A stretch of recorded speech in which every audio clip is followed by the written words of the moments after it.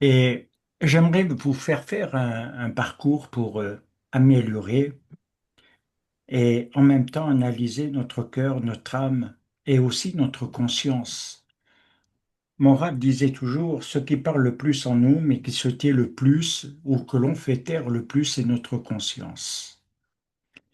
On écoute tellement de choses aujourd'hui, on est tellement bombardé de publicité, on est tellement dans les informations, on est tellement dans tellement de domaines que finalement, on a perdu le sens un petit peu d'écouter sa conscience. Et on dit toujours dans la tradition rabbinique, c'est notre gouvernail de vie, c'est l'écoute de sa conscience. Et c'est très important. Alors c'est pour ça que nous sommes dans un temps aussi où il nous faut particulièrement intensifier nos téphilotes, c'est-à-dire nos prières, et qui sont très importantes parce que nous devons plus que jamais, et ça c'est quasi une certitude pour moi, lutter contre notre Yetzer Hara, nos mauvais penchants. C'est-à-dire que à un moment donné, avec tout ce qui se passe, on a tendance peut-être, au travers des épreuves, des difficultés, au travers des incompréhensions de certaines choses, on a tendance peut-être à baisser les bras, à, à se décourager, à se dire, bon, ben, ça vaut pas peut-être la peine, c'est peut-être quelque chose qui ne nécessite pas une mobilisation réelle. Et pourtant, je vous encourage, parce que c'est dans ces moments-là qu'il faut intensifier nos prières et lutter. Et c'est pourquoi cette lutte contre le Yetzer Hara, c'est aussi d'apprendre à se réarmer intérieurement pour avoir des armes, pas seulement humaines, intellectuelles, psychologiques et de connaissances et de savoir, mais également des armes spirituelles. Et c'est pourquoi on va entrer dans ce parcours que je vous propose ce soir et qui va nous amener dans un cheminement, je dirais, particulier parce qu'il nous amène aussi à, à ce qui nous relie profondément à Israël dans sa pensée, dans sa culture, dans sa foi depuis des millénaires. C'est ainsi qu'il faut penser Israël, sa culture dans tous ces millénaires, qui s'est construite et qui a traversé un- beaucoup d'épreuves, de difficultés, de souffrances, et qui depuis le 7 octobre s'est encore intensifié, et nous l'avons vu au travers de l'antisémitisme grandissant et de cette haine quasi incompréhensible, humainement parlant, hein, intellectuellement parlant, on ne peut pas la comprendre profondément. C'est pourquoi c'est important d'entrer dans quelque chose qui va nous ouvrir des portes, nous donner, je l'espère, des clés pour avoir ces accès aux portes du ciel et également de comprendre que, par exemple, nous avons dans l'une des études d'Israël, dans le concept et la pensée, ce que l'on appelle les devoirs du cœur, qui sont euh, l'aide à ce service divin que nous devons tous avoir. C'est le service du cœur qui est dans la prière, c'est vrai, cette relation avec Dieu, mais il y a aussi quelque chose où nous devons servir Dieu, pas dans le ciel, mais sur terre. Et c'est vrai que nous avons peut-être tendance à oublier que nous sommes comme des ambassadeurs, nous sommes les témoins de notre Mashiach ici, et en même temps de consolider notre vie spirituelle, de la consolider et de la rendre forte et pas faible.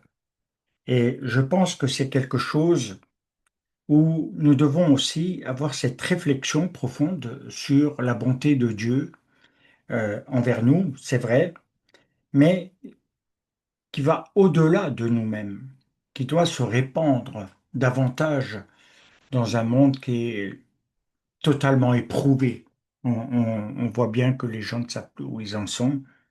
Et je crois que c'est très important parce que nous devons acquérir cela dans quelque chose de très important. Alors bien sûr que il y a dans cet itinéraire la notion de la physiologie qui me semble fondamentale dans un premier temps. Qu'est-ce que c'est? C'est l'étude, le comportement et le fonctionnement. Je sais que Willy donne beaucoup d'études à ce niveau-là. Et au niveau physiologique, vous le savez, on a un corps hein, avec des organes qui ne sont pas toujours en très bonne santé. Et ça, c'est un peu les maladies du siècle présent qui sont dues à beaucoup de choses et notamment à un point qui est souvent relevé médicalement parlant, quelque chose qui nous relie à notre histoire, notre propre histoire. Alors c'est vrai que on pourrait rester que sur nous-mêmes, mais élargissons un peu notre vision, notre compréhension, notre pensée vis-à-vis de tout cela. Et je dirais que derrière les fonctionnements de nos organes, nous avons le fonctionnement de l'âme et qui se décline en plusieurs niveaux, notamment une étude que nous avions faite sur les 5 niveaux de l'âme, de l'anishama, et qu'il faut acquérir avec le temps. Et cela demande effectivement quand même beaucoup d'efforts. Ça demande quand même de l'implication, ça demande du renoncement à soi, ce que peu font parce que on s'excuse beaucoup sur beaucoup de domaines ou alors on s'accepte comme ça et puis on ne veut pas changer particulièrement ni se remettre en question dans ses fonctionnements. Or, c'est justement ça qui nécessite davantage de pouvoir être remis en question parce que nous avons au-delà de cela, au-delà même du spirituel, nous avons aussi le niveau psychologique. Et le niveau psychologique va toucher plus d'autres organes, si je puis dire ainsi, qui ne sont pas les organes physiologiques comme le cœur ou les choses comme ça, mais tout ce qui fait fonctionner la vie affective, intellectuelle, émotionnelle. Enfin, vous voyez la panoplie à ce niveau-là qui est quand même assez conséquente et importante, parce que nous fonctionnons avec tous ces niveaux et en fait, tout se touche, tout va ensemble et on ne peut pas disséquer, dire ça c'est que physiologique, c'est que une maladie comme ça. Non, c'est relié toujours à quelque chose de près, de loin ou à l'histoire de nos pères éventuellement. Et je crois que c'est très important parce que nous avons aussi ce qui va toucher une partie non matérielle de notre être que l'on appelle la neshama, l'âme, et en grec est le psyché ou le psyché, et qui va définir l'âme. Mais l'âme, sans la parole, elle ne s'exprime pas. Hein. L'âme va avoir besoin d'exprimer quelque chose qui va au-delà de simplement quelques arguments humains, intellectuels. Alors, en même temps, il nous faut trouver ce qui signifie, ce que cela signifie d'ailleurs dans la pensée d'Israël et de la Torah, parce que c'est la base, c'est le socle de notre enseignement. Vous savez que sans la Torah, il y aurait beaucoup d'imputations dans beaucoup d'enseignements, même du Mashiach. Et c'est pourquoi nous devons toujours revenir et être en harmonie avec cela. Et c'est pourquoi il y a un certain nombre de points et d'éléments que nous devons relever parce que je pense que d'une manière ou d'une autre, si vous êtes là, si vous êtes connecté, si vous êtes là au Shabbat, si dans la semaine vous avez aussi euh, un engagement, eh bien, c'est que le service divin, le service de Dieu prenne un sens dans votre vie. Il doit prendre un sens et pas simplement faire de la recherche pour trouver un sens. Mais trouver un sens, ça va vouloir dire aussi aller chercher au plus profond de soi-même.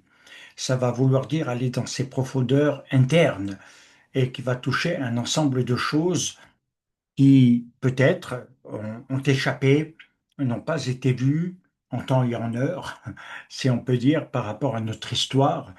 Mais il y a un point fondamental, c'est se focaliser maintenant sur ce qui est à venir, sur le devenir.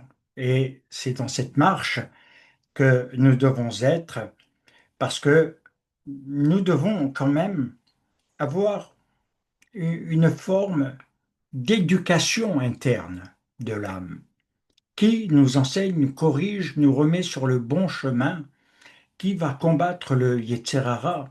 Et c'est au travers de cela que nous devons avoir quelque chose qui soit aussi pratique. Et c'est pourquoi il est très important de pouvoir entrer dans quelque chose de très important et aller au-delà de tout ce que nous pouvons palper, analyser aujourd'hui. C'est vraiment voir quelque chose qui va au-delà de nous-mêmes, peut-être dans un an, 2 ans, 3 ans, mais c'est de visualiser un devenir dans ce service divin, c'est s'engager dans quelque chose. Alors nous savons que la clé, elle est dans le Messie Yeshua, parce que il constitue dans les 12 portes qui ont été mises en place par Néhémie, il y a une porte qui s'appelle la porte des brebis. Et c'était une porte assez importante, voire essentielle, principale, que l'on trouve aussi dans l'enseignement de Jean 10 à ce niveau-là. Alors, il dit que dans ce cadre-là, qu'il est la porte des brebis, mais que nul ne va au Père que par lui. C'est-à-dire que lui, il est quand même le passage. C'est Yeshua Mashiach qui est le passage, et pas la finalité de tout, de tout, de tout. Mais il est le passage qui nous conduit au Père et qui nous révèle le Père, qui nous fait connaître le Père.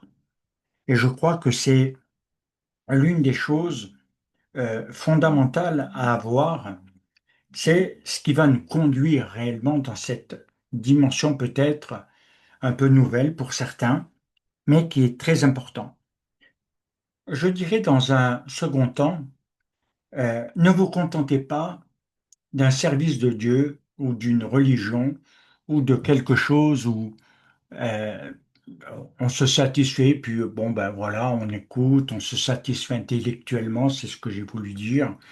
On, on trouve un peu quelque chose qui va être positif pour nous, mais d'aller au-delà de cela et de viser l'excellence.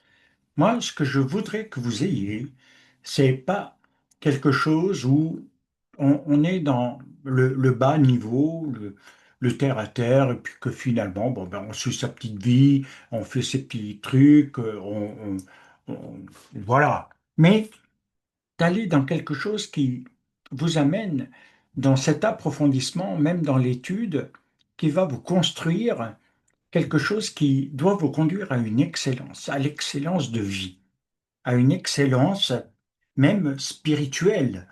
Et ça veut dire que là, il va y avoir un travail de fond, un travail sur soi, un travail sur son cœur, son âme, sa pensée, son comportement. C'est une analyse en quelque sorte approfondie de soi à ce niveau-là. Alors, on peut toujours dire, ah, mais bon, moi, vous savez, je comprends pas tout, moi, j'ai peut-être des soucis, j'ai peut-être tellement de choses à gérer que penser à Dieu et puis toutes ces choses, ça peut venir un petit peu après, mais c'est pas si important que ça pour moi. Eh bien non, ne pensez plus comme ça. Pensez dans le sens inverse et vous verrez que ça transforme la vision. Parce que ce qu'il vous faut, c'est la transformation de la vision, pas de ce que vous voyez là avec vos yeux, avec tout ce qui se passe, mais la vision telle que le Père en Yeshua Mashiach voit le monde, les événements et la finalité. Et c'est dans cela que nous nous inscrivons, bien-aimés. On s'inscrit dans cette histoire-là. On n'est pas dans une autre histoire. On est dans ce qu'on appelle, et ce que j'aime beaucoup, donné comme nom, c'est l'actualité prophétique. On est dans une actualité prophétique comme jamais et avec une accélération des événements surprenante, que ce soit par rapport à Israël ou dans le monde. C'est quelque chose où l'on voit que tout est bouleversé, même au niveau climatique, on voit des événements sans précédent, des trucs qui conduisent à des détresses humaines qui s'amplifient de plus en plus. Et ça crée des inquiétudes parce que avant ça pouvait toucher d'autres pays très loin de nous. Aujourd'hui, on peut dire que l'Europe est vraiment aussi concernée par tout ça. Indépendamment de cela, tout ce qui est lié à la délinquance, la criminalité qui devient vraiment incontrôlable aujourd'hui. Et je dirais même que les forces de l'ordre ne savent plus comment faire pour lutter contre ça. Donc, qu'est-ce que nous, on peut faire là-dedans? Rien du tout. À notre niveau, à notre échelle humaine, on peut apporter que de la bonté là où on peut aller voir les personnes, où on peut encourager, soutenir, avoir une action. Mais elle reste, par rapport à toute cette masse, presque invisible. Elle est invisible aux yeux des autres, mais elle est importante pourtant. Et je dirais que c'est aussi là-dessus qu'il faut se focaliser dans ce domaine. Et puis, il y a quelque chose que Dieu nous a donné dans les temps difficiles, c'est la prière. Alors c'est vrai que il y a quelque chose de très important parce que nous ne devons pas rater le but de notre vie. Vous savez, plus on avance en âge et plus on raisonne différemment la vie. On la voit très différente. Quand on a 30 ans ou 20 ans, waouh, on est dans l'insouciance, ah ben 60 ans c'est bien loin, oh, on s'en fiche un peu, on fonce, on fait ce qu'on a envie de faire, on fait des voyages, des projets, le mariage, la carrière professionnelle. Et puis quand vous arrivez après 60 ans, eh bien vous avez un autre raisonnement même de vie, parce qu'il y a quelque chose qui s'installe, c'est pour beaucoup, préparer sa fin de vie. On en parle peu, c'est vrai qu'on en parle peu, mais préparer sa fin de vie a quand même une grande importance. Et bien finir sa vie, c'est vraiment cela, bien aimé. Alors, comme je le disais, quand on a 20 ans, 25 ans, comme Rachid ou d'autres, hein, bon, ben oui, je vois Rachid qui sourit, alors il doit se dire, oui, bon, Rabbi, c'est bien, mais j'ai d'autres projets en tête, moi. Et pourtant, le temps passe très vite, hein. Il y a une accélération du temps incroyable. Et c'est pourquoi nous devons comprendre aussi que dans cette fin de vie, on a mené beaucoup d'actions positives, négatives, on a eu des souffrances, des épreuves, des difficultés, des joies, des larmes. On a été parfois très malmenés. Et puis, on a quand même traversé. On a quand même traversé tout cela. Et le raisonnement change avec l'âge. Quels que soient les, les âges, quand on a 20 ans, on pense d'une manière, 30 ans d'une autre, 40 ans d'une autre, 50 ans d'une autre, etc. Et je crois que c'est la prise de conscience que actuellement, on n'est pas simplement dans des conflits internationaux avec des problèmes de société ou politiques, on est dans une guerre spirituelle. On est dans une vraie guerre. On est dans ce combat entre le bien et le mal. Il y a quelque chose qui veut s'imposer et qui, d'une manière ou d'une autre, on le voit, le mal, pardon, le mal gagne du terrain. Le mal gagne du terrain. Et nous, en tant que croyants, on devrait amener à ce que la bonté de Dieu, le bien, le bon, gagne du terrain. Alors, vous me direz, c'est vrai, mais si on s'en tient à certaines statistiques qui ont été faites par des colloques théologiques. Euh, il y a de moins en moins de croyants qui, qui suivent une vraie vie avec Dieu. Ils sont plus dans la religiosité, dans le développement émotionnel, la recherche de soi, l'accomplissement de soi. Et on perd un peu de vue qu'on est dans une guerre spirituelle et que chaque guerre spirituelle qui se passe dans notre actualité a un impact dans le futur parce que il va établir les choses en bien ou en mal. Et c'est pourquoi il y a cet engagement qui est à avoir. Alors, cette guerre, elle se joue aussi en nous, entre le bien et le mal, comme dit Shaoul, le bien m'habite, le mal m'habite, et je ne fais pas le bien que je voudrais faire. Et ça, c'est une réalité. On a ce conflit interne aussi qu'il nous faut résoudre parallèlement. Et c'est sûr que là, on se trouve sur deux positions dans deux niveaux de terrain. D'un côté, ce qui est extérieur dans la vie, tout ce qui touche mon environnement, et puis il y a moi-même. Et donc, c'est là où il nous faut gagner une première guerre. Il nous faut gagner une première guerre sur soi-même.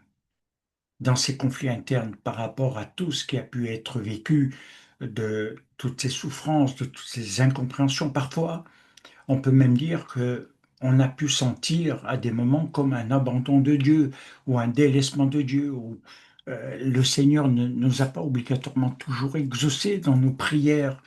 On s'est senti quand même euh, un peu isolé de ce côté-là, même si on est entouré de personnes qui nous encouragent. Mais on sait très bien, vous et moi, que c'est pas suffisant. C'est bien, ça réconforte, mais c'est pas suffisant. Et c'est pourquoi il y a une intensification à avoir et à aller plus loin parce que c'est une réalité. Le Yetzerara nous habite et ça, nous ne pouvons pas y échapper. Malheureusement pour nous, on ne peut pas y échapper. C'est quasi incessant en nous, hein. C'est présent. Alors, c'est vrai avec le temps, dans notre marche avec Dieu, on peut le dompter, ce mal. Mais il essaiera toujours de reprendre le dessus, d'une manière ou d'une autre, dans nos moments de faiblesse, dans nos moments où on est un petit peu mal, où on a des épreuves, et puis on est pris par tellement de choses que, voilà. Et tout d'un coup, on a l'impression que ça revient, que ça veut nous dominer à nouveau, et que, au lieu d'avancer, on rétrograde. Et c'est ce que je ne voudrais pas, bien aimé, c'est qu'il y ait cet effet de rétrogradation en chacun, mais au contraire, de planifier son avancée, une avancée réelle, de quelque chose qui se stabilise et qui va maîtriser un ensemble de choses. Alors on peut le dire, c'est un combat incessant en nous, mais on peut remporter ces victoires. Et je crois que malgré tout ce qui peut nous habiter, on peut, on peut, avec l'aide de Dieu, au travers de l'amour de Yeshua, vaincre tout cela. Alors, bien sûr, je ne dis pas que c'est les combats les plus évidents, les plus faciles, et ce n'est pas en 10 minutes, un quart d'heure, une heure de prière que tout ceci va se résoudre. C'est un combat qui va au-delà de simplement la prière qui est menée pour gagner le terrain, et après il faut l'implanter en nous. Il faut que ça s'implante en nous. Il faut que cette pensée, que cette forme s'implante en nous. Et c'est là que, on peut dire, on entre en conflit avec le mal, en guerre contre le mal, et vaincre le mal, qui, autrement, nous vaincra. C'est de toute façon ou l'un ou l'autre. Et j'aimerais attirer votre attention là-dessus. Et c'est clair que si vous avez remarqué que Un peu comme dans ce combat qu'il y a eu avec Amalek et où Moshe a dû tenir les bras levés durant toute une journée. Ben, c'est phénoménal parce que tenir les bras levés toute une journée, j'aime autant vous dire, c'est plus que de la fatigue, c'est de l'épuisement. Alors il a été soutenu dans son combat. Mais ce qui était particulier, c'est qu'au-delà de la guerre physique qui se déroulait sous les yeux de Moshe, eh, quand il levait les mains, il avait la victoire. Et quand par la fatigue, c'est-à-dire en hébreu on dira quand la faiblesse vient nous prendre, quand la faiblesse vient nous prendre, quand les moments difficiles viennent suggérer à notre âme, mais tu es fatigué, repose-toi, va te détendre, et fais ci et fais ça, eh bien, c'est l'ennemi qui a la victoire. Et quand les bras se lèvent à nouveau, hop, il y a un changement. Et c'est clair que ça a été quand même toute une journée, hein, ce combat, jusqu'à ce qu'il y ait la victoire. Et c'est pour ça qu'il ne faut pas baisser les bras devant les difficultés, devant l'épreuve, ne pas s'avouer vaincu, ne pas se laisser vaincre, et garder l'imouna, la foi, l'espérance que d'une manière ou d'une autre, tôt ou tard, Dieu interviendra, que le Seigneur ne nous laissera pas. Comme il est dit, de toute façon, il y aura toujours la lumière au bout du tunnel. Après la nuit vient le jour. Et c'est pourquoi il ne faut jamais entrer dans la mentalité du désespéré, qui donne le désespoir, hein, qui annule toutes nos facultés positives, mais au contraire, de rester dans cette espérance, on a un cap qu'il faut passer, difficile, mais il faut le passer. Et à un moment donné, eh bien, on évite de se relâcher en quelque sorte. Alors, c'est vrai que le mal est toujours aux aguets. L'ennemi sera toujours aux aguets. Même, il nous est dit dans l'Évangile, à un moment donné, quand Yeshua était dans son épuisement le plus total avant d'aller à Golgotha, l'ennemi, après avoir essayé, tenté de, de faire plier Yeshua, il a attendu une occasion favorable. Attention à ça, bien-aimé. On peut avoir des moments où on est bien, on est fort spirituellement, on est dans la bonne attitude, on est dans quelque chose où tout est en quelque sorte comme positif dans la vie, etc. On a l'impression d'avoir la réussite, mais n'oubliez pas qu'il y en a quelqu'un qui se tient aux aguets et qui est prêt à l'occasion favorable dans un moment de faiblesse, un moment difficile peut-être d'intervenir. Il sera toujours aux aguets. Ça peut mettre 6 mois, 1 an, 2 ans, 3 ans. Et je l'ai vu dans la vie de beaucoup de serviteurs de l'Éternel, des hommes qui avaient vraiment du succès, puis qui d'un seul coup sont tombés dans toutes sortes de travers, quand même lâchés, abandonnés, d'autres par épuisement, euh, n'avaient plus le goût de ce qu'ils faisaient. Ils le faisaient, mais sans enthousiasme, sans réellement avoir envie de continuer, mais par obligation, ils ont continué. Et ça, ce sont des choses qui sont des réalités, alors qu'au début, ils n'étaient pas comme ça. Mais avec le temps, l'occasion favorable peut se présenter et pour affaiblir. Alors, bien aimé, c'est c'est là qu'il nous faut réagir, je dirais, dans quelque chose de très important, parce que Shaul de Tarse nous dit bien aussi, et on pourrait le prendre dans une pensée rabbinique, mais on va rester peut-être dans quelque chose de plus compréhensible. Il nous est dit, au travers de Shaul de Tarse, que nous devons nous revêtir. C'est-à-dire que nous ne devons pas être dans une forme de nudité, intérieur, sans rien, hein. Aller au combat sans armes, sans protection, sans rien, puis en disant, mais voilà, au nom d'Yeshua, tout va se régler, tout va se régulariser, tout, j'ai la puissance, je peux marcher sur les scorpions, sur l'aspic, sur le machin. L'occasion favorable pour le diable, l'accusation pour le mal, est toujours dans un coin caché, dans l'ombre. Il est tapis dans l'ombre, ce mal. Alors il nous est dit de nous revêtir de toutes les armes de Dieu, mais dans quel but? Afin de tenir ferme contre les ruses du diable, afin de tenir ferme. Ne pas flancher, ne pas se laisser avoir, mais de pouvoir justement résister, tenir ferme, aura cette connotation de résistance. C'est pas gagné d'avance, c'est pas quelque chose où je dis je mets les armes et puis voilà, et tout à coup, ben, je suis invulnérable. Non, c'est pas comme ça qu'il faut le comprendre. Il faut le comprendre d'une autre manière. Il faut le voir comme étant quelque chose où on doit tenir ferme contre les ruses.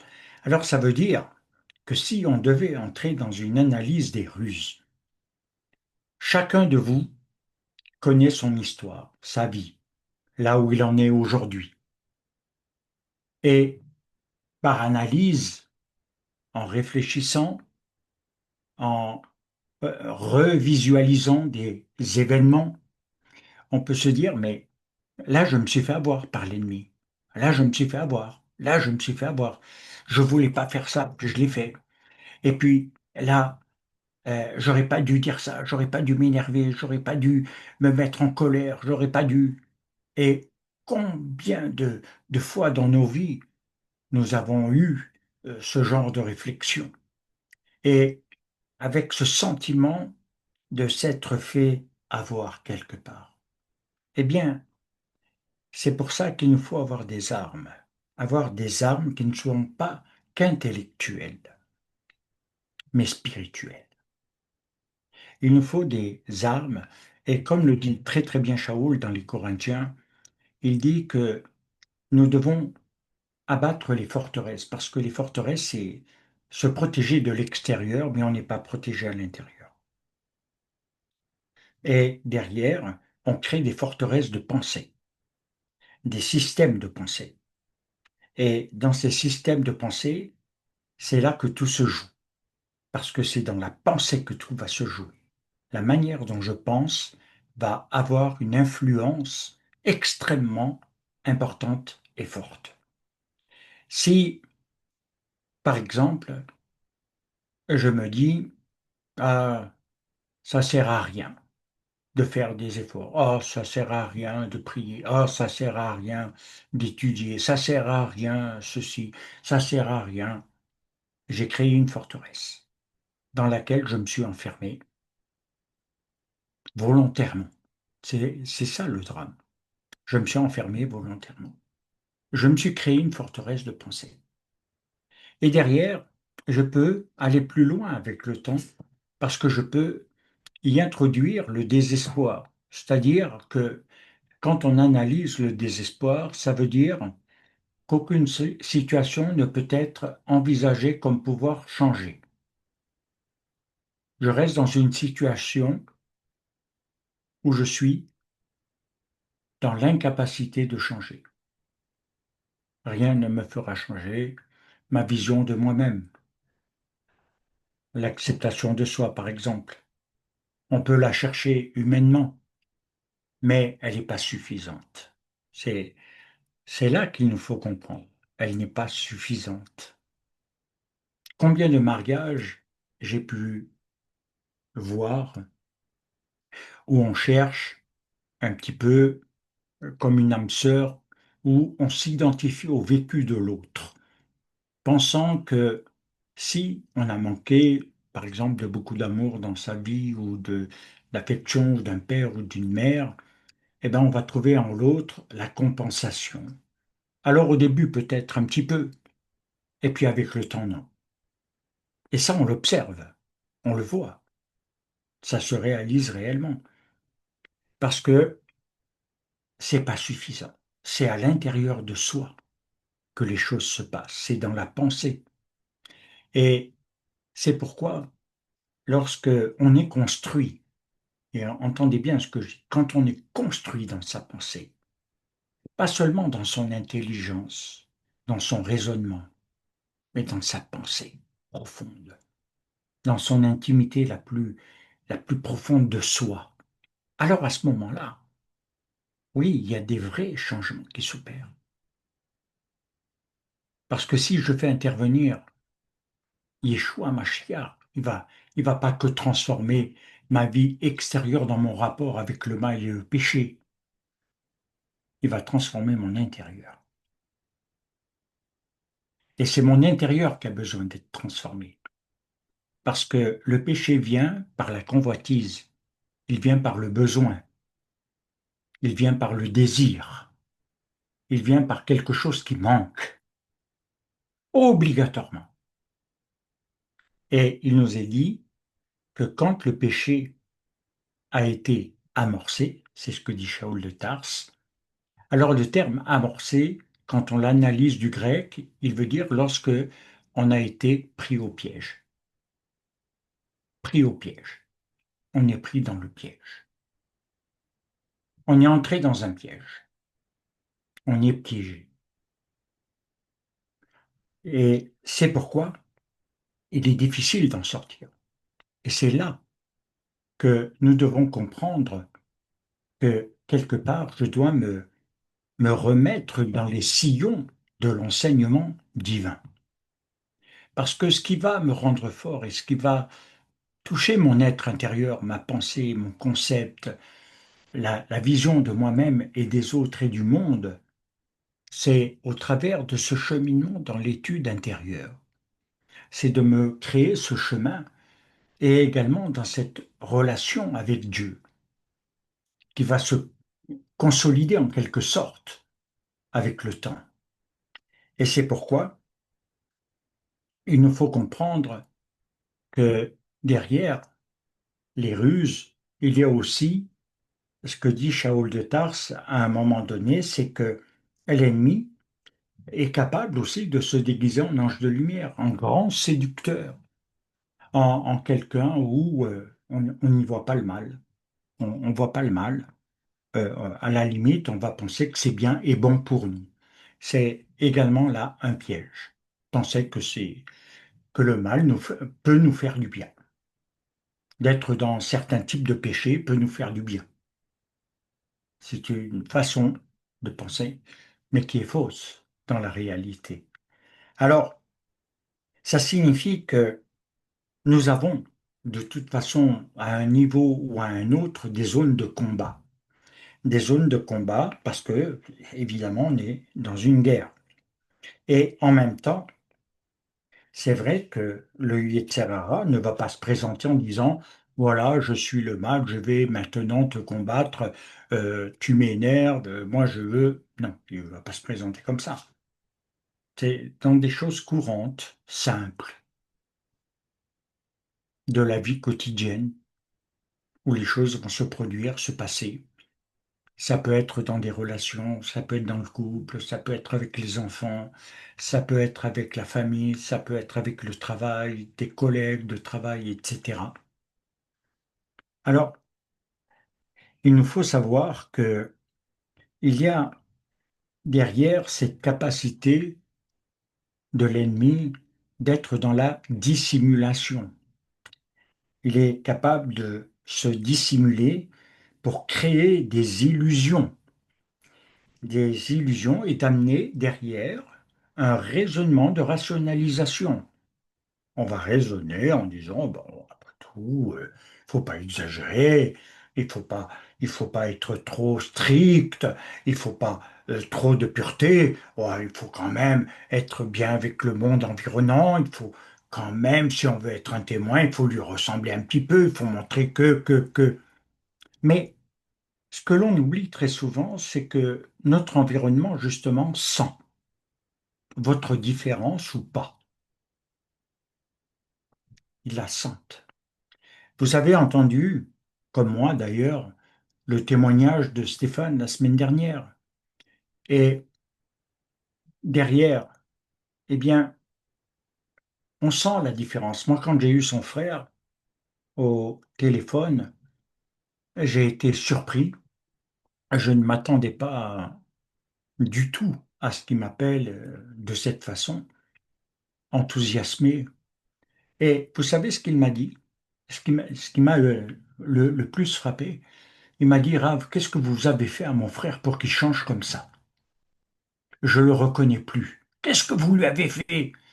Je veux vous rencontrer parce que qu'est-ce que vous lui avez fait? Et moi j'étais là, j'ai rien fait de spécial, quoi. Mais c'est plus le même.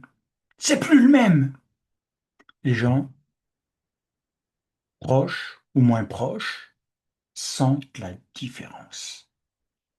Et je me souviens également, lorsque j'ai vraiment fait mon expérience avec le Mashiach, j'avais des mauvaises fréquentations à un moment donné, et par hasard, j'ai retrouvé quelqu'un qui était quand même dans l'ultra-violence, hein, c'était un suicidaire en plus. Et quand on s'est vu, euh, je prenais un café. Et il me regarde de haut en bas, de haut en bas, de haut en bas. Je dis, mais qu'est-ce qu'il a? Et il me dit, mais t'es plus le même, qu'est-ce qui s'est passé? T'as changé, toi. Et pourtant, je suis le même.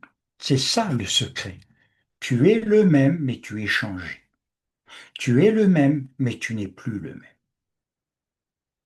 Tu n'es pas un autre. Tu es toi, mais tu es changé. Et ça n'a pas été le seul.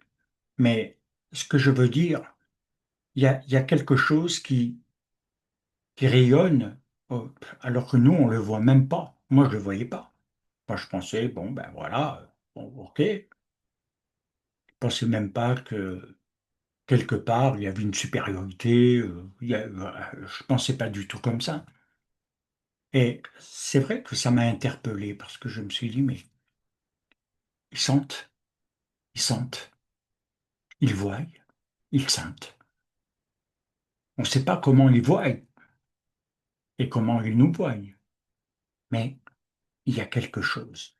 Alors c'est pourquoi il y a ce combat aussi lorsqu'on est pris au piège de ne pas succomber au mal, à la tentation et tomber dans le péché.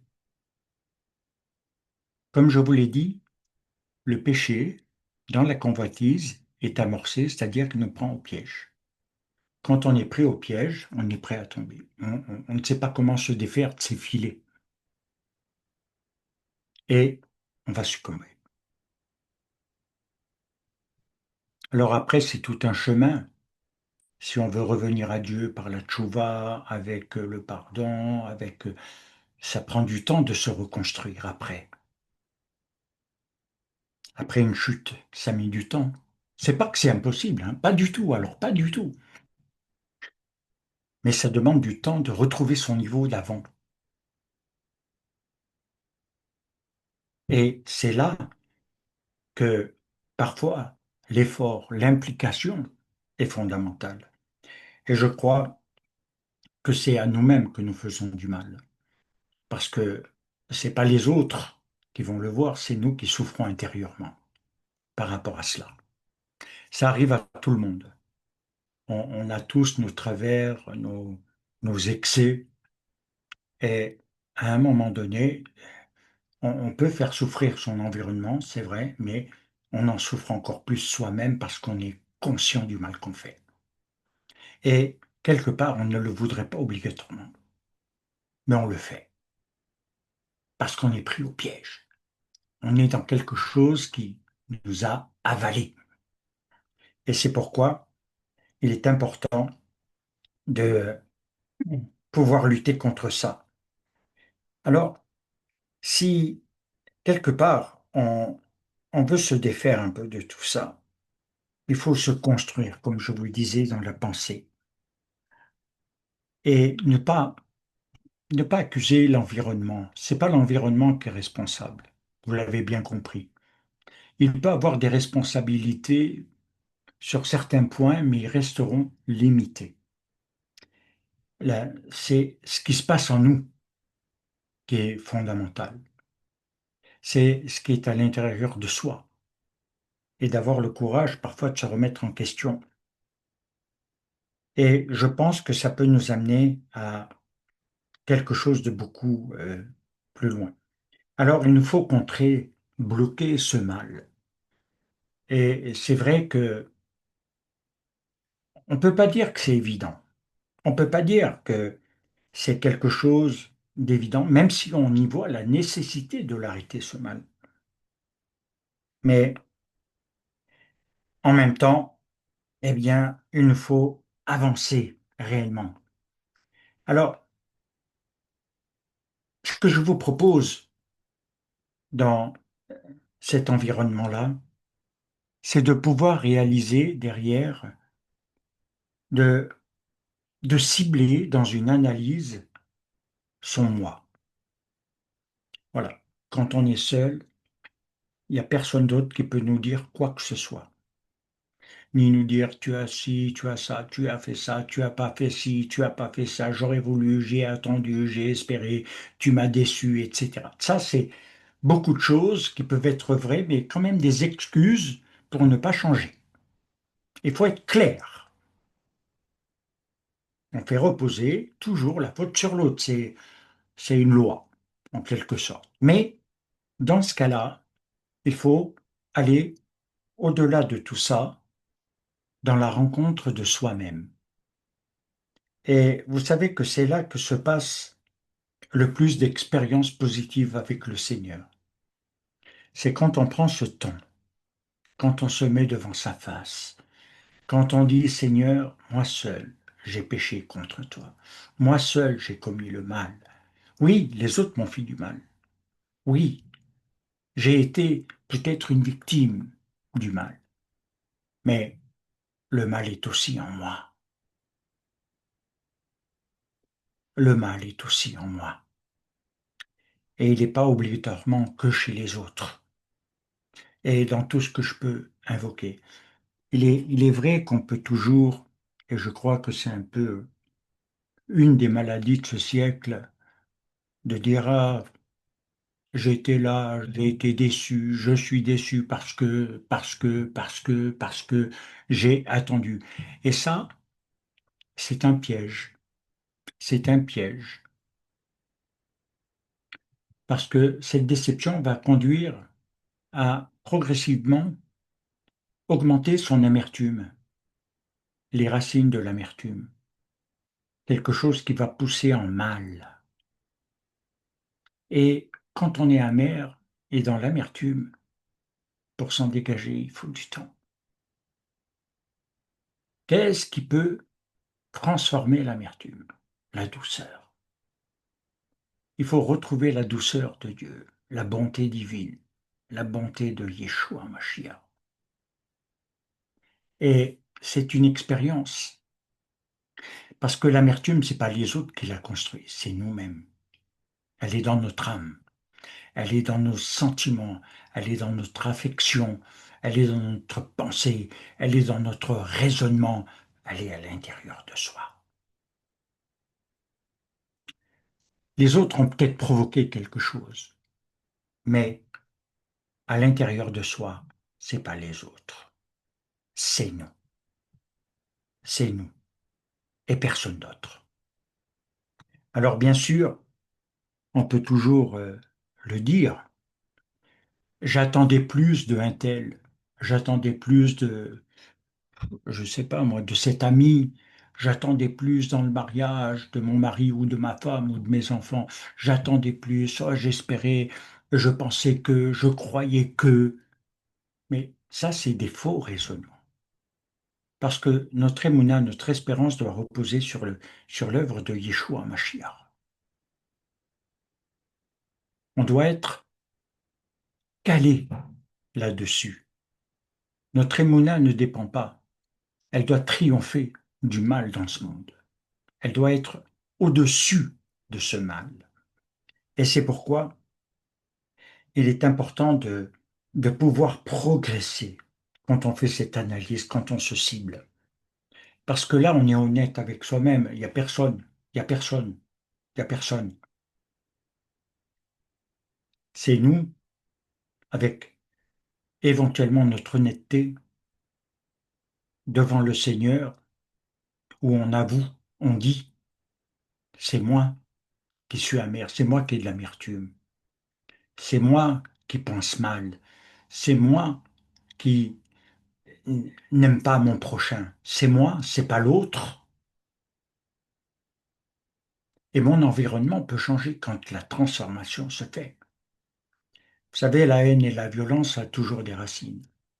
La haine, la violence, l'amertume, elles ont des racines. Et même si les gens ne sont plus autour de nous, elles continuent de nous suivre des années et des années plus tard, hein, parce que c'est implanté en nous. Même si les gens ne sont plus, c'est implanté en nous. Et il suffit qu'il y ait un événement qui nous rappelle, tout à coup ça surgit à nouveau. Le mal est tapis, il est caché. Il attend le moment favorable pour à nouveau nous prendre au piège. Alors il faut sortir de ces filets. Et c'est pour ça que il est important de prendre sur soi quelque chose où on n'est pas dans l'accusation de l'autre. Bien sûr que c'est une réalité que les autres peuvent nous faire du mal, ça c'est clair, c'est une évidence. Mais ne pas être dominé par ce mal, le vaincre, ça c'est une autre réalité de vie. C'est un autre parcours de vie. Alors, en tant que rave, en tant qu'ami, en tant que proche de la plupart d'entre vous, je peux vous donner les plus beaux enseignements. Je pourrais aller encore plus loin dans l'hébreu, satisfaire peut-être davantage le côté intellectuel du savoir, de la connaissance. Mais je me suis rendu compte que c'est la connaissance de soi qui est fondamentale dans cette relation que l'on doit avoir avec le Seigneur. Et je peux vous donner et vous fournir même des outils pédagogiques, psychologiques. On a fait des études sur la maladie de l'âme, etc. Je pourrais encore aller plus loin avec davantage, et d'ailleurs je prépare un cours là-dessus sur un ensemble pour mieux se connaître en quelque sorte et mieux définir à quoi se rapportent les psychoses, les névroses et les conséquences, mais également ne pas rester que dans l'analyse de ça, mais de savoir ce qui nous en délivre, ce qui nous en guérit, ce qui nous donne une nouvelle vie, ce qui nous procure la paix de l'âme, la paix intérieure, non le tourment, non l'agitation dans les pensées, les émotions, les sentiments, mais de quelque chose qui va plus loin. Alors, en même temps, ça peut s'avérer, à un moment donné, pas inutile, mais quelque part, pas suffisant. Il faut l'expérience, il faut expérimenter. Et c'est là que on doit avoir ce désir pour prendre du temps dans un monde où on n'a plus le temps. On- je ne sais même plus comment vous le dire. Les agendas sont surchargés, les rendez-vous aussi. Euh, des fois, quand on va inviter quelqu'un, il faut attendre 3 mois maintenant, parce que on a ci, parce qu'on a ça, parce que, et on est trop pris. On a trop de choses. On est trop encombré. Et ça, c'est une ruse de nous voler le temps que l'on devrait donner à Dieu, que l'on devrait avoir dans la prière, la méditation personnelle, la réflexion. Autrefois, c'est vrai, les gens avaient plus le temps de méditer parce qu'ils avaient moins de technologie.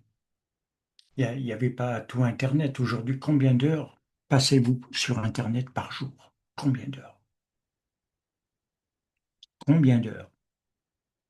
Si vous passiez moins d'heures sur Internet, ou ce temps que vous donnez à Internet, et parfois de manière inutile, vous le preniez pour prier. Là, vous rachetez le temps. Là, vous rachetez le temps.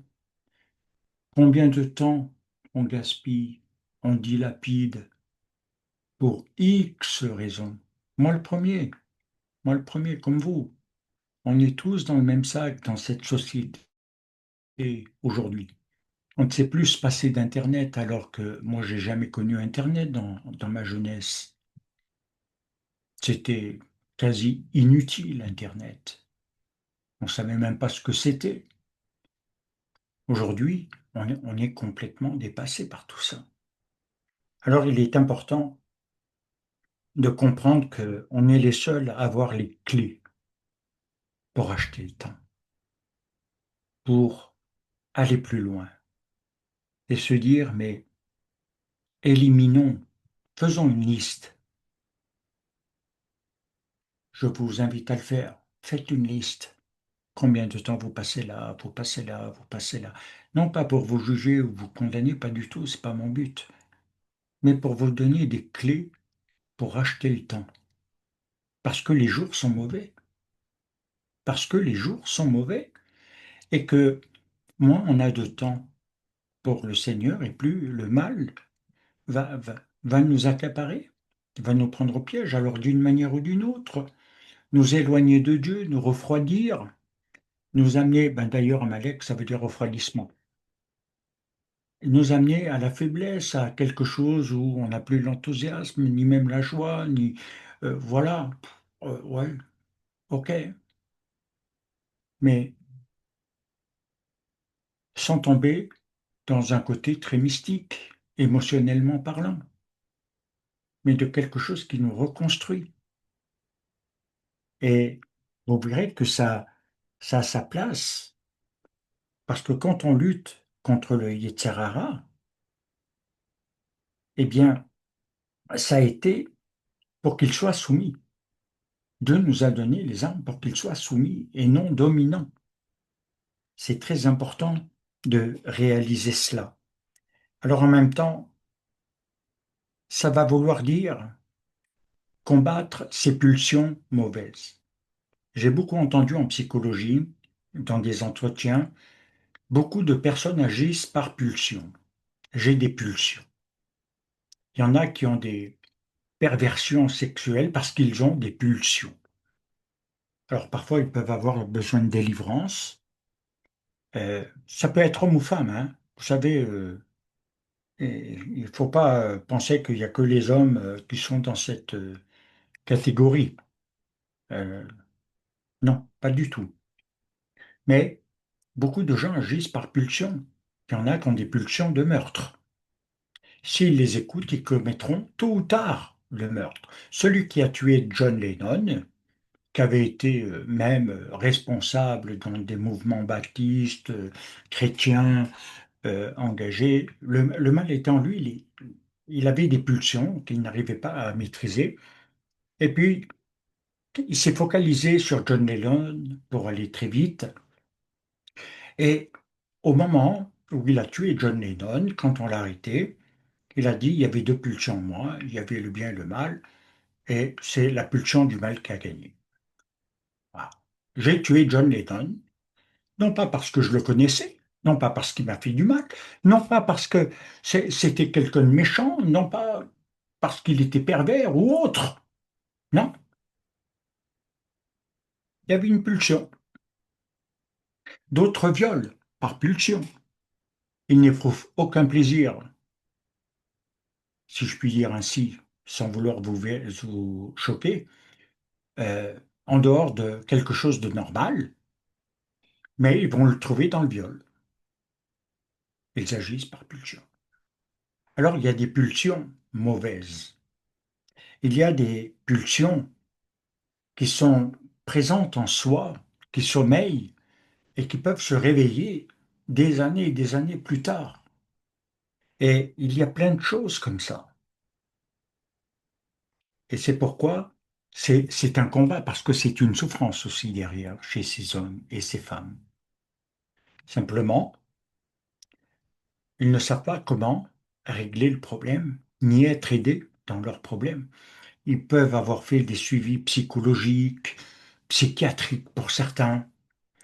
Aujourd'hui, on parle même de borderline, de tous ces gens où c'est des dédoublements d'identité, de personnalité, ils passent de l'état colérique à gentil. Ouais. Aujourd'hui, il y a vraiment des choses un peu nouvelles avec des noms sur des mots, mais ça résout pas tout de savoir ce que l'on a. Il faut savoir que celui qui a vaincu le monde, Yeshua Mashiach, est plus grand que tout ça et peut nous délivrer de tout ça et nous guérir de tout ça. Parce que, au fond, c'est une guérison. Alors, bien sûr qu'il peut y avoir des tendances, mais derrière, il y a quelque chose, pas simplement qui doit être réprimé, mais évacué pour guérir, en être délivré. Et c'est là que le combat entre le Yetzirara et le Yetziratov, c'est-à-dire le côté bon qui est en soi, il faut le développer. Et ça, c'est le secret. Développe le côté bon qui est en toi. Cherche à le développer. Et il va annuler l'autre côté. Alors bien sûr que ça va aller à l'encontre de soi, de, de toute cette manière dont on a pensé son vécu. Mais tu peux le vaincre. Développe le bon côté. Développe cette bonté. Deviens bon. Et tu verras le changement. Ah, je ne peux pas donner d'amour. Ah bon? Je l'ai entendu souvent. Ah, mon mari, ma femme ne me donne pas d'amour. Gna, gna, gna, gna, gna. Et puis, il y a des personnes qui disent comme ça, je peux ni donner ni recevoir de l'amour. Je ne peux pas en donner parce que je ne peux pas le recevoir. Même si je veux le prendre chez les autres, comme une sangsue, sans cesse, d'aller vers les gens et de pomper, de pomper, de pomper, de pomper, jusqu'à ce que les gens s'épuisent et vous fuient. C'est assez courant comme comportement. Il est important de réaliser que tant qu'on va aller chercher dans le monde extérieur, euh, dans cette humanité, on ne trouvera pas. On ne trouvera pas. Ça veut dire que le problème est ailleurs. Ça veut dire qu'il y a une autre solution ailleurs et qu'il faut la chercher et la trouver. Et c'est pourquoi il nous faut beaucoup de persévérance parce que surmonter toutes ces pulsions, j'en ai pris que quelques exemples, mais il y en a tellement d'autres qui se passent dans le monde des pensées. Tellement. Il faut les considérer comme mauvaises, nocives et pas positives. Il faut élever, si vous le voulez, votre attachement à l'Éternel. Il faut élever notre attachement à l'Éternel. Le prophète a dit, attache-toi donc à Dieu et tu auras la paix. Attache-toi, comme les téphilines. Attache-toi, lie-toi à Dieu dans le cœur et la pensée. mais le chemin, l'écoute de Dieu en toi. C'est pas simplement mettre les téfilines comme un bon religieux. Tu mets là et tu mets le boîtier, ça y est, tu es conforme. La conformité n'a rien à voir. Elle doit pénétrer le cœur et la pensée, l'âme la plus profonde de soi. Et c'est à ce moment-là que on peut vaincre, parce que c'est notre attachement à la Torah de vouloir servir l'Éternel, de faire plaisir à Dieu, de, de lui dire, voilà, moi je suis content, j'ai fait ce que tu as demandé, je, je combats ce mal pour te servir dans la sainteté, dans la pureté. J'évacue les mauvaises pensées, je les combats, je ne les accepte pas, je ne les laisse pas rentrer.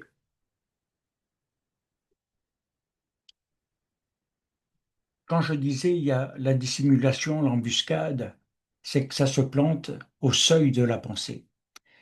C'est ce qu'on appelle le côté intraliminal, au seuil de la pensée. Elle n'a pas pénétré encore. Mais quand elle a pénétré, c'est fini. Quand il y a des mauvaises pensées qui viennent, tu les mets dehors, tu les laisses dehors. Elles vont pas s'évaporer en 10 minutes. Tu les mets dehors. Mais elles ne rentrent pas en toi, elles ne te souillent pas. Et c'est là que nous allons manifester cet attachement à l'Éternel parce que on évacue. Et c'est pourquoi je serre ta parole dans mon cœur afin de ne pas pécher contre toi. Autrement dit, afin de ne pas être en rupture avec toi, afin de ne pas m'éloigner de toi.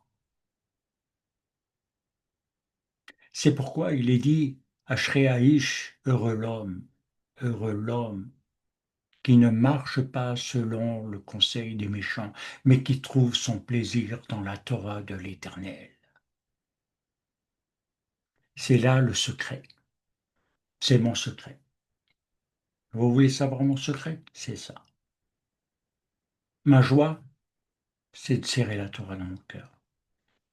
Même si je serais pas rave, même quand j'étais à mes tout débuts, ça n'a rien à voir. C'est la continuité.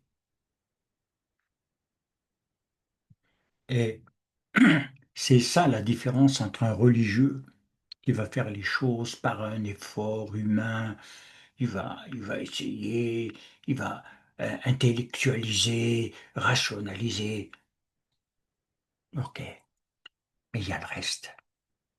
Et c'est pourquoi il est important de pouvoir justement analyser aussi ses objectifs, ses motivations pour servir l'Éternel, pour être un talmide, pas simplement un bon étudiant qui réussit des examens. Vous savez, au ciel, c'est pas l'examen, hein. Vous n'allez pas venir, je suis un troisième année, quatrième année, cinquième année, sixième année, septième année, dixième année. Vous allez lui présenter ça avec la signature de 10 personnes. Et qu'est-ce qu'il va dire? Il va dire, bon, ok, tu as un diplôme, on va regarder ton âme. On va analyser ta vie. Oula, oula, oula!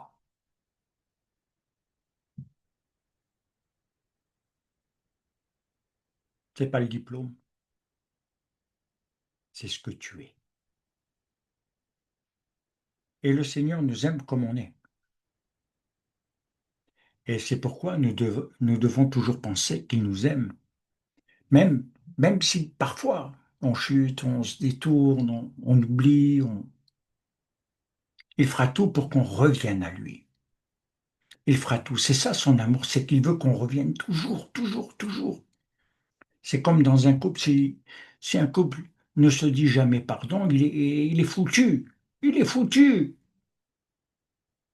Mais chaque fois que l'un ou l'autre revient ou fait revenir l'autre, ça c'est encore une autre étape dans le couple à travailler. Faire revenir l'autre, hein.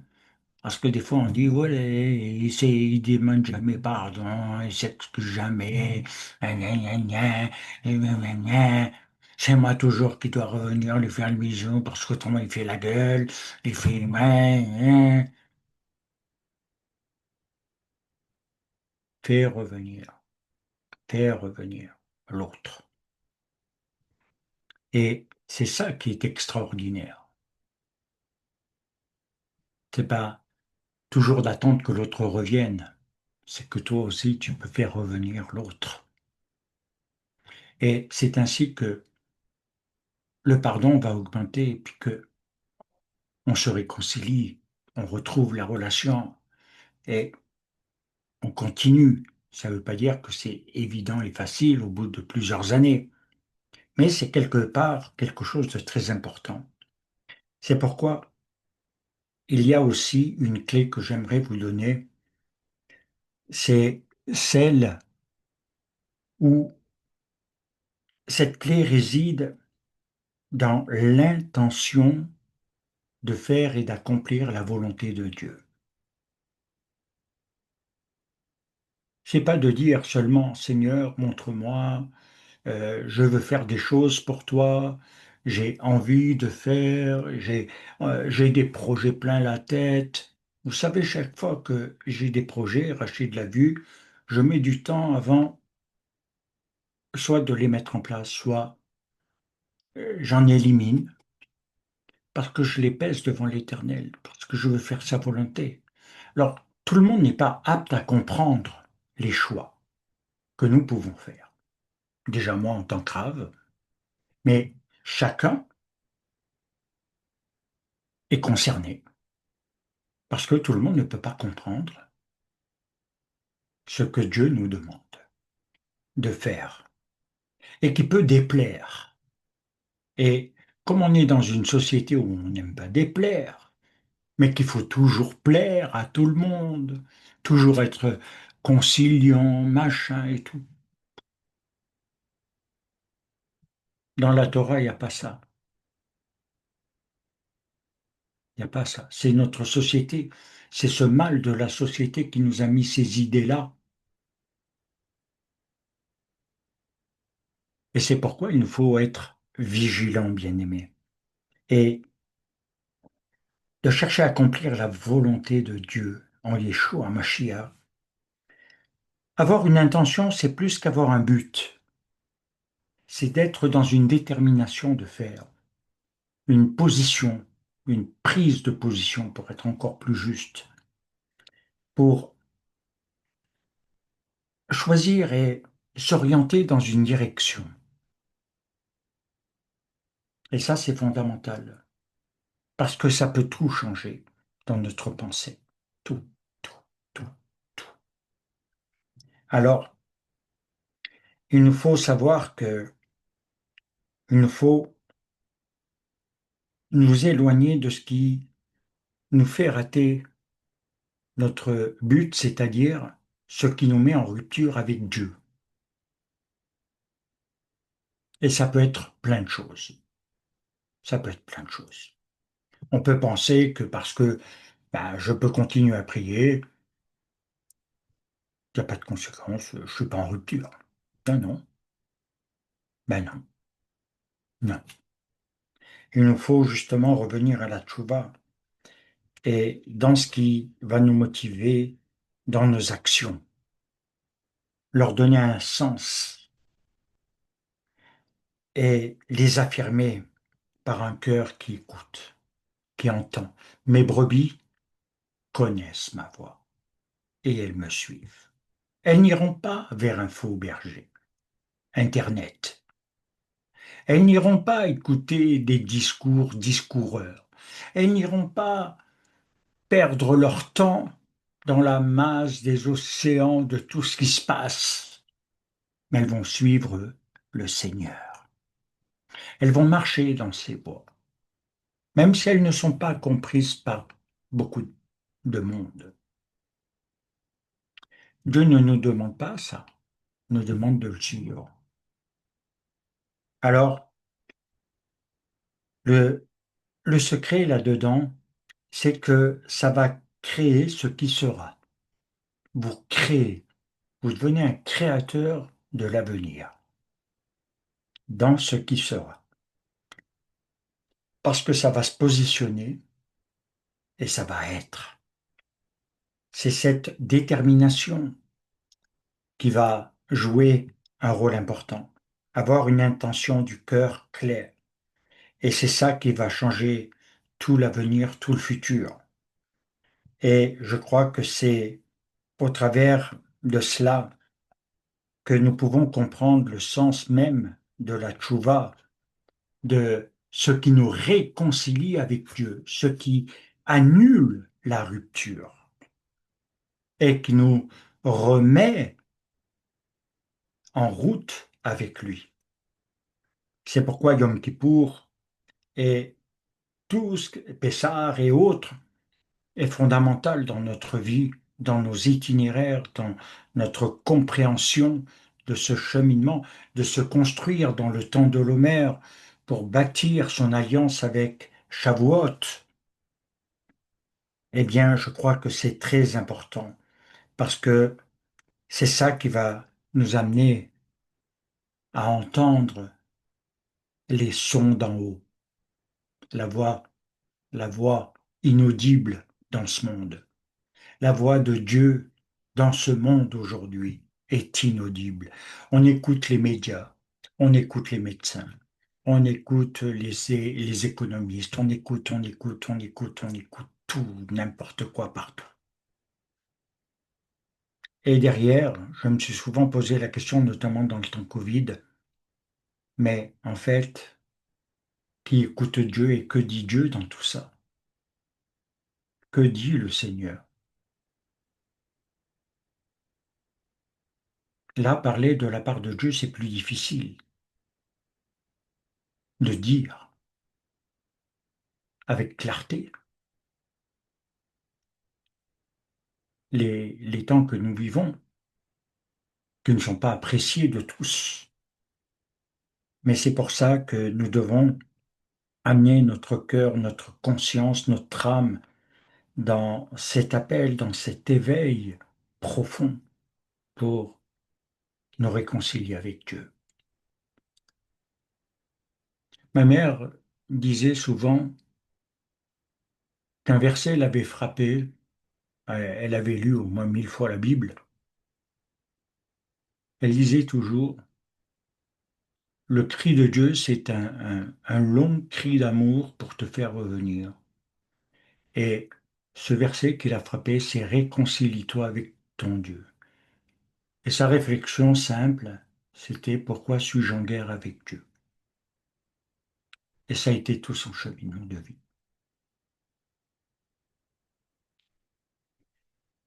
Je crois que c'est très important de suivre un peu tout cela, parce que tous ceux qui ont construit l'histoire biblique ont tous été des hommes qui ont marché à contresens, les prophètes encore plus. Ce sont des personnes qui ont marqué l'histoire, qui ont établi l'histoire et qui nous donnent des enseignements par rapport à cette histoire. Et ce sont des hommes qui ont tous eu une marche et une relation avec Dieu. Alors, on n'est pas en guerre contre le monde, mais contre le mal qui est dans ce monde. Et celui que l'on peut appeler l'ennemi de nos âmes. Et c'est pourquoi nous sommes appelés à vivre une vraie teshuva, parce qu'elle contient toute la puissance divine. Tout le message de Shaul de Tarse tourne autour de ça. Et parce que c'est la force motrice qui nous fait changer de direction et qui annule le mal pour permettre le pardon de Dieu qui efface la faute et qui expie nos fautes. Et c'est pourquoi Il faut entendre ce cri venant de l'Éternel de revenir à lui. Je ne vais pas aller plus loin, j'ai déjà bien dépassé, mais je voulais vous donner ce ce temps où on est troublé, ce temps où on est dans la confusion, l'inquiétude de l'avenir. On ne sait pas. On nous dit si tu fais des placements, les épargnes, les machins vont être touchés, machins. Ok, c'est vrai. C'est vrai, peut-être que c'est vrai. C'est pas là-dessus que nous devons bâtir notre avenir. C'est dans la foi en l'Éternel.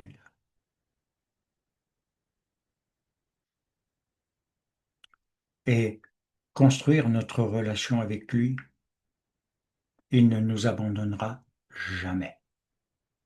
Jamais. Les hommes nous abandonneront. Les amis nous abandonneront. Les proches nous abandonneront. Mais l'Éternel ne nous abandonnera jamais. Jamais, jamais, jamais. C'est pourquoi on peut dire, et je peux le dire aussi par expérience, on n'y est jamais seul. On n'est pas dans la solitude et le désarroi. Que l'Éternel vous bénisse et vous garde et conduise pour vos vies.